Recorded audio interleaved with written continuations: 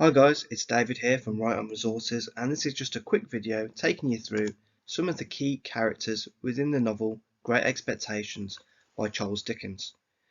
So with this novel, it can be really difficult just to understand all the different characters and the impact they actually play within the story. So we're just going to take some time. We're going to have a look at all of the key characters. So this is the first lesson in the series, and we're just going to start off with two nice and straightforward characters. The first thing I'd like you to do is I'd like you to have a look through the list of adjectives. Once all the adjectives are on the screen, I'd like you to try and organise them into two separate groups, and this will help you try to figure out what characters we're going to be focusing on in this video. So you can see here they're starting to appear on the screen. We've got aggressive, kind,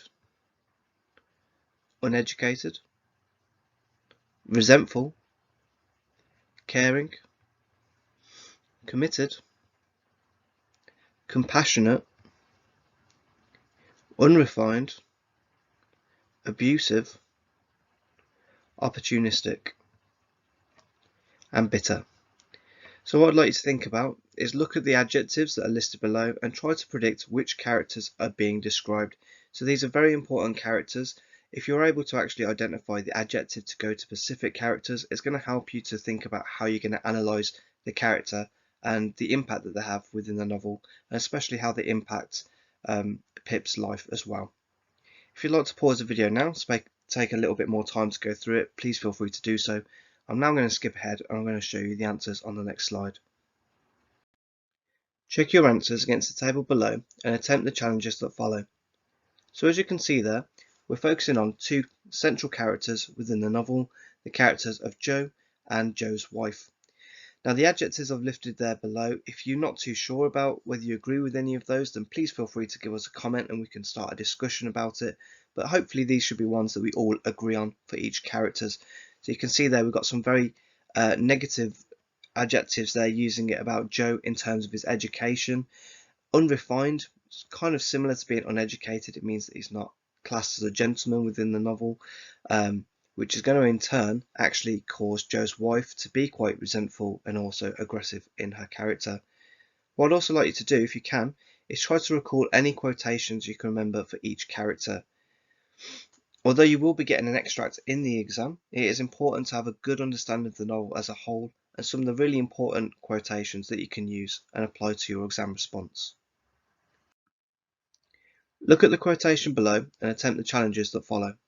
So now what we're going to do, we're going to go and have a look at each character in a little bit more detail.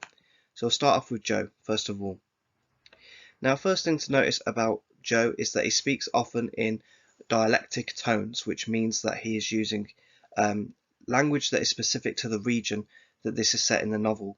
So when you've got things like I'm dead afraid, means afraid, it's trying to give us a sense of his lack of education, but also the dialect of where he comes from. Generally, when people are less educated, they do tend to have quite a heavier dialect, and you can see that quite consistently within the character of Joe. So I'm going to read through the quotation in a moment. Once I've done that, I'd like to have a look at the challenges on the right hand side. So the first thing we're going to think about is, what is Joe saying or trying to express in this quotation? Then think about, how did Joe's father treat his wife? And then finally, the mega challenge, use this quotation to explain Joe and Mrs. Joe's relationship. So it says, I'm dead afraid of going wrong in the way of not doing what's right by a woman, and I'd fur rather of the two go wrong the total other way and be a little cowardice myself. I wish it was only me that got put out, Pip.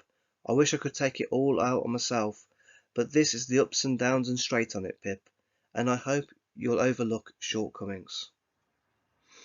So even though it's quite difficult to understand completely what Joe is saying because of his thick dialect, it's really important that you take your time, read through the quotation and try and literally break down what he's actually trying to communicate to Pip there. Again, if you'd like to pause the video here and have a go at the challenges, please feel free to do so. We're now going to move on and actually look at our class feedback and the kind of analysis I would expect you to make from this quotation. Class feedback. Check your understanding against the information below. So the first thing we're going to think about based on that quotation is that Joe is scared of doing anything to hurt a woman, right? It's a very kind, meek, mild character, and he's very, very soft and gentle towards characters like Pip and also towards Mrs. Joe. In the quotation, Joe refers back to his childhood as an explanation for his meek attitude towards his wife. So the reason why he treats his wife in such a way can be stemmed back to the way that he grew up himself and what he experienced at the hands of his mother and his father. Joe's father used to beat his mother. Seeing this has traumatized Joe. It's traumatized him that much that he's gone a little bit too far the other way potentially, and is quite passive and easy to walk all over when Mrs. Joe interacts with him. The novel is in a patriarchal society, so Joe may seem weak contextually. Mrs. Joe is bitter about her position in society. She sees Joe with his kind nature and normally associates that with weakness. So she doesn't appreciate the kindness and the love that Joe is trying to show her, but she sees this as a weakness of character, especially during the time. Joe deliberately goes out of his way to be different to his father. So typically in these times you'd expect a boy to follow in the footsteps of his father. We can see this even in the relationship between Joe and Pip, as Pip is going to go and become a blacksmith, or at least that's the initial intention. But Joe is so massively disturbed by his father's actions that he purposely goes out of his way to be different. When we look at that term patriarchal society, this is a really important key term to use in your writing, and that is when men have most power in society. So quite different from how it is today in terms of equality and things like that. Back then, Joe could have been perceived as being quite a weak character because he allows his wife to, walk all over him in some instances. Now we're going to move on and have a look at a quotation from Mrs. Joe. If you have a look at the quotation, we're going to just go through what it means and think about the challenges on the right hand side. So the first thing we're going to think about is this challenge. So what does this quotation reveal about the character of Mrs. Joe? How does her treatment of Pip affect the audience's understanding of her character? And then the final one, the mega challenge, look back at the adjectives you wrote down earlier, which one best matches this quotation? And this is the kind of activity that will help you start thinking about how you're going to put your response together. The adjectives will help you formulate your point, to think about what you really want to express about the character. So the quotation says, impregnable bib in front that was stuck full of pins and needles. So this is quite an interesting quotation for Mrs. Joe. If you want to spend some time now and look through it yourself, you're more than welcome to do so. And I'm going to go ahead and reveal the answers on the next slide. Class feedback. Check your understanding against the answers below. So Dickens has used the apron as a metaphor to describe Mrs. Joe. If you're not sure what we mean when we say a metaphor is figurative language where you're using something else to make a comparison, where you do not use like or as. Often this will represent a bigger thing in question. So for example, the apron is much more than just an apron. It is something that tells us quite interesting details about Mrs. Joe's character. The adjective used in the quotation, one of the key ones, was the word impregnable. Now this suggests that no one is able to pass her cold character. Impregnable means that something can't pass through it, something can't really get through to the other side essentially, and that kind of helps to illustrate the cold demeanour of Mrs. Joe and the fact that she won't let anyone in terms of a personal level as well. There is no logical reason for her wearing an apron, right? The actual one that she's got there, it serves no actual purpose within the novel. She just does it as part of her natural kind of character's kind of clothing that doesn't really serve a purpose. It doesn't help her in her job or day-to-day necessarily. It's just something there to illustrate something about her character. The apron allows us to understand her aggressive behaviour through nouns such as pins and needles. If you think about the connotations of these words, they're very aggressive, they're linked to pain and suffering and things like that. So that helps to convey some element of her personality through the idea of the apron that she's wearing. The apron is a harsh reminder of the way she bullies other characters. In addition, it highlights the bleakness of Pip's childhood. So what I'd like you to do, we're going to move on in a moment. We're going to have a look at a few things about character analysis. I'd like you just to have a look back over these, see if you agree with what I'm saying about the quotations. If not, that's absolutely fine. It's all about being able to justify your own opinions based on the evidence that you have in front of you, and see how well you can use that quotation to formulate an opinion or an analysis of the character.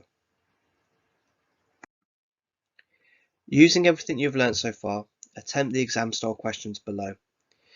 One of the key terms we're going to look at in our actual writing is this term, a foil. Now, if you haven't heard of that so far, that's absolutely fine, but it's one that is a very important term used in literature, and we have quite a few different foils within this novel as well. So a foil is a character who contrasts with another character. So essentially it means we have one that's potentially very nice and one that's the opposite end of the spectrum who's very horrible or very aggressive or something like that. Okay, so any characters that are completely opposite will be considered a foil as well. So if we have a look at the first question, it says, how has Dickens presented the characters of Joe and Mrs. Joe in the novel? And if you can, try and think about extending it or think about including this in your response. So to what extent might they be considered foils of one another? So this key term, this is something that if you were to use it in your writing, it might get you a few more marks because it is a good technical term to use, and it might allow the examiner to know that you understand the characters in a bit more depth. If you'd rather just write about one character specifically for practice, then that's absolutely fine as well. It's all about making sure that you understand the quotations, you're able to analyze the key information within it, and then you're able to apply it to your own writing. If you do have a go at the writing task, have a look at the success criteria here on the right hand side. So in any form of your writing for this novel, you need to think about these following things. So you need to make sure you're making a clear reference to the exam question in your response, appropriately use quotations to support your writing, make links to the context or themes within the novel, and comment on the effect of the characters that they have on the reader. So how are we reacting by their characteristics and the things that they do within the novel. If you need any additional support or help, the new videos will be added every single week. Alternatively, you can leave us a comment. Please do try and like and subscribe because it really does help us out when you do so. If you can't find anything on my channel, then check out our partner channel, Bookworm Teaching, for more lessons and guidance on all things English. Thanks for listening, guys, and best of luck with all your revision and your work in the future.